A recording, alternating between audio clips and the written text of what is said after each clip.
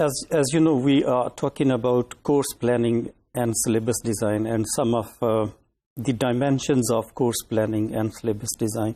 So we've got another dimension of course planning, which is determining the scope and sequence of the content, right? Well, of course, setting up the scope and sequence of the chosen content for a specific language course has its significance for overall course planning and syllabus design.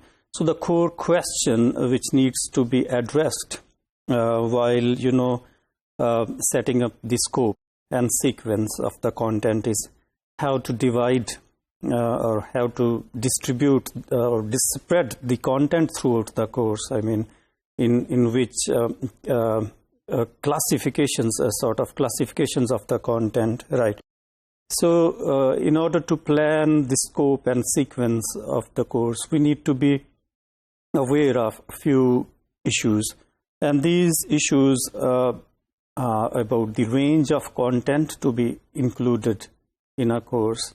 I mean, to what extent grammar or vocabulary or some other items need to be included in the course. And secondly, do we need to study each topic or, individually or separately? And then how much, like the input, how much will be included? The content, I mean, the content which we have already decided, right? And how many classes in the week we can dedicate to the teaching of the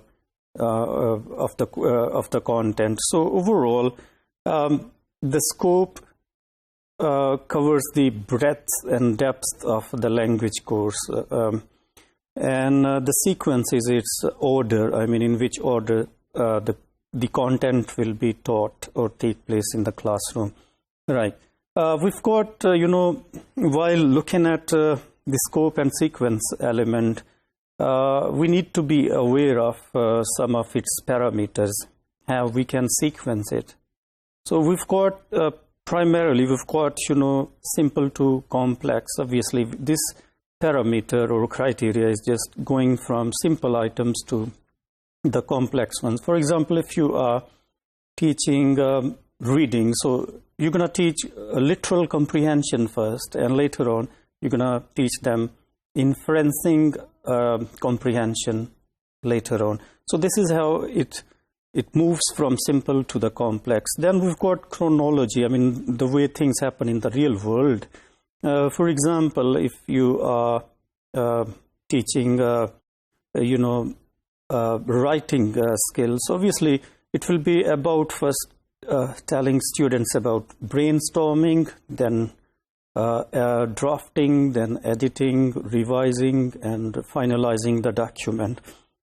And then we've got the need. I mean, the needs which are required outside the classroom.